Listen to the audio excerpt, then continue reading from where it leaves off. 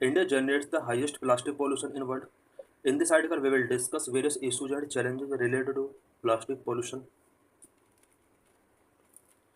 According to a new research published in the journal Nature, India is responsible for around one fifth of global plastic emission. Journal Nature के अंदर publish एक new research के according पूरे world में India global plastic emission के contest में one fifth number पर है. इट मीन्स 20% के लिए इंडिया रिस्पॉन्सिबल है. India emit around 9.3 million metric ton per year India 9.3 MT plastic emit करता है. India top of the emitters list whereas the study place China on fourth generally considered to be the greatest emitter.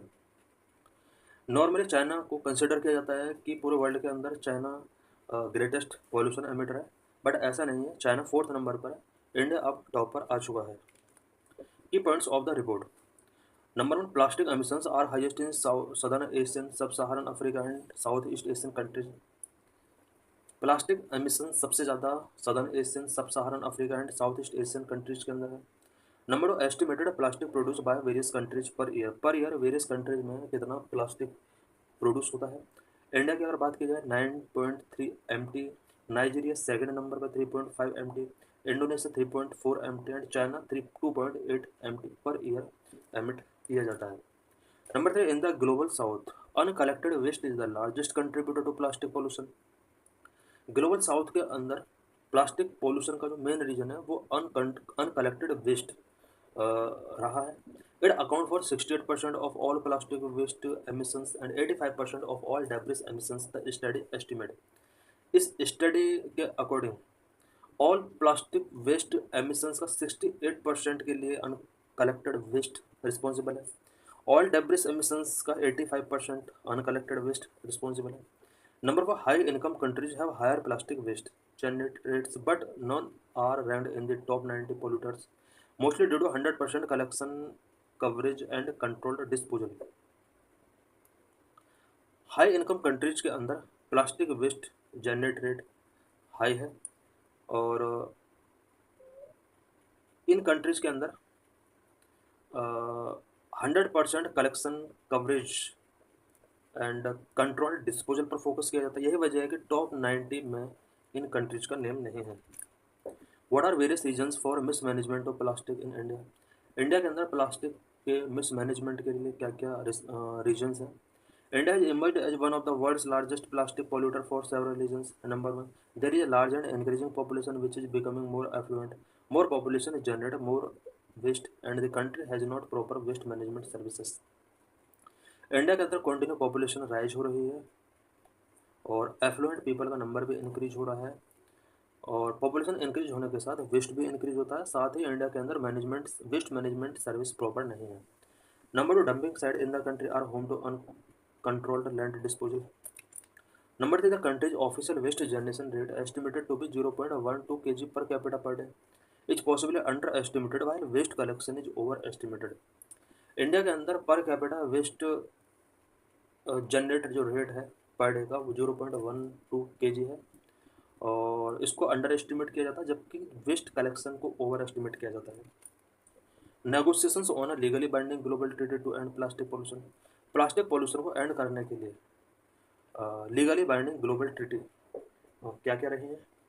In Busan South Korea, representatives from over 170 countries have gathered for the fifth and final round of the negotiations on a legally binding global treaty to end plastic pollution, including marine pollution. Plastic pollution को end करने के लिए and marine pollution को end करने के लिए Busan South Korea के अंदर अबाउट 170 कंट्रीज रिप्रेजेंट हुए, और इनके अंदर कुछ लीगली बाइंडिंग ग्लोबल ट्रीटी से रिलेटेड नेगोशिएशंस किए गए.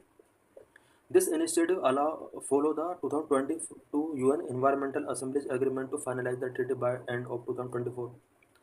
2022 में UN Environmental Assembly के द्वारा इस तरह के ट्रीटी को कंडक्ट कराने के लिए, it mean final treaty conduct कराने के लिए कुछ एग्रीमेंट किए गए.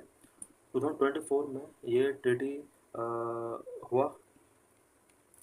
Background of treaty. What was resolution to end plastic pollution. In 2022, the United Nations Environment Assembly passed a resolution to end plastic pollution. Plastic pollution को end करने के लिए 2022 में United Nations environment pro assembly के द्वारा एक resolution pass किया जाता है। Setting up of intergovernmental negotiating committee INC setup करने का यहाँ पर प्लानिंग किया गया है। INC was setup and tire to develop a legally binding instrument global treaty to govern plastic production and its use across all nations. Legally binding instrument develop करने के लिए आईएनसी यहाँ पर क्रिएट किया जाता है।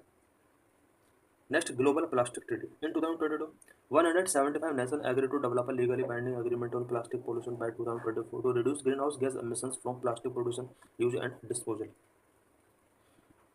प्लास्टिक पोल्यूशन के emission specially production, use and disposal से रिलेटेड जो भी ग्रीन हाउस गैस एमिट होता है उसको रिड्यूस करने के लिए 2022 में 175 कंट्रीज ने एक legally binding agreement related to plastic pollution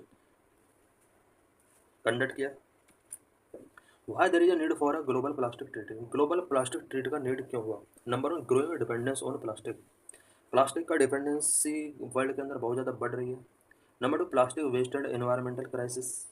plastic waste का एनवायरमेंटल के ऊपर इम्पैक्ट पड़ रहा है। Number three, impact on environment and health.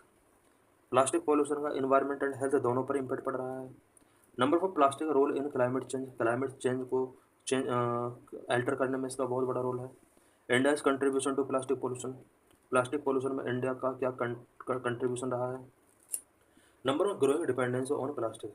Plastic adaptable and versatile properties made it indispensable, which led to a surge in global production, double from 320 mt in 2000, 234 mt in 2000 to 460 million ton यानी mt in 2019। Plastic adaptable है, versatile है, ये कुछ properties हैं जो इसको indispensable बनाती हैं और यही वजह है कि ग्लोबल प्रोडक्शन इसका 2000 के कंपेयर में 2019 में डबल हुआ है। By 2040 plastic production is projected to reach 700 mt। 2040 तक ऐसा एक्सपेक्ट किया जा रहा है कि प्लास्टिक प्रोडक्शन 700 mt तक इंक्रीज हो सकता है। Number of plastic waste and environmental crisis. Plastic decomposition take 20 to 500 years with less than 10% recycle till now. Plastic को डिकम्पोज होने में 20 ईयर्स है, 500 ईयर्स लग सकते हैं, बट अभी तक 10% को ही रिसाइकल किया जा चुका है।